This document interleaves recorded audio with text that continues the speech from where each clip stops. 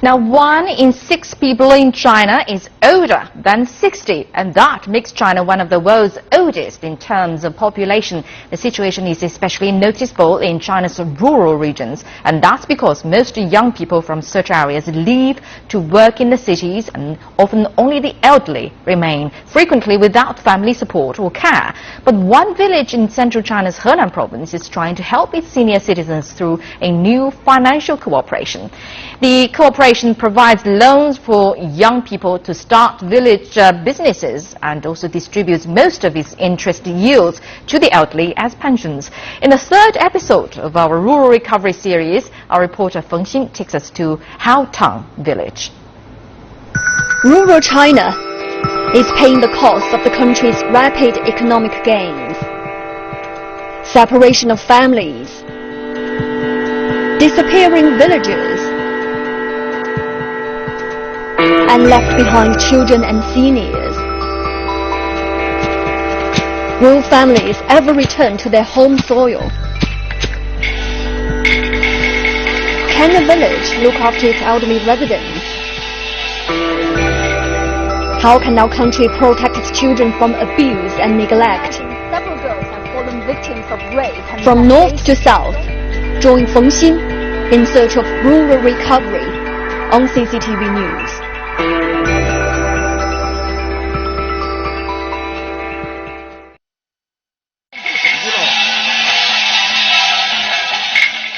Senior citizens in Haotang these days get together for the annual temple fair. But life wasn't so peaceful a few years ago. Several seniors committed suicide after becoming trapped by poverty and disease. They didn't want to be financial burdens for their children who were working hard in cities.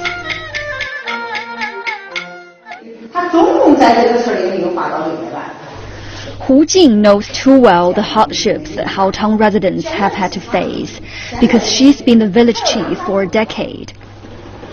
Hu says that 70% of the village's land is in the mountains and forests and not suitable for farming.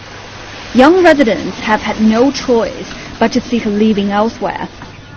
Starting a business wasn't an option either because farmers rarely could get loans from banks. Let's not look at how well banks have studied policies in favor of farmers, but how many are really willing to lend them money. Very few indeed.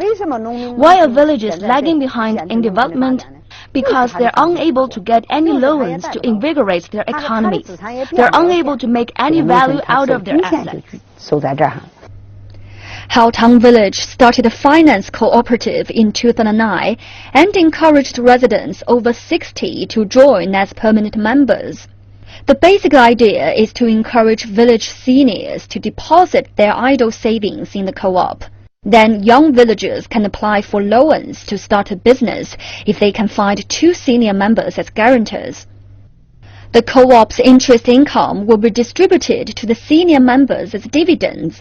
All the processes are examined and approved by an elected board of directors and monitored by a board of supervisors. Xu Daguo and his wife are 2 of the earliest to join the co-op. They say that depositing money in the co-op was the easiest way to invest their savings. A 50,000 yuan deposit can generate 4,000 yuan of interest a year. My wife and I have deposited more than 100,000 yuan, so we can receive about 10,000 yuan of interest every year. Each family in Haotang village still owns a couple of hectares of forest where they grow tea and chestnuts, but their crops only generate a small amount of money. The primary source of income for people here comes from guest houses and restaurants. The village alone has more than 70, mostly operated by area residents who had once sought jobs. Yuan Dehong left Haotang for 11 years to work as a chef. He decided to use his cooking skills and open a village restaurant featuring Hunan cuisine. Yuan borrowed 100,000 RMB from the co-op in 2011 to renovate his The finance co-op only lends money to residents of this village, not any outsiders, and it won't lend to anyone who's already in debt with a bank or doesn't own a piece of land. Our guarantee system is quite good. All the members are older than 60 years old. If you don't pay back in time, they will come after you.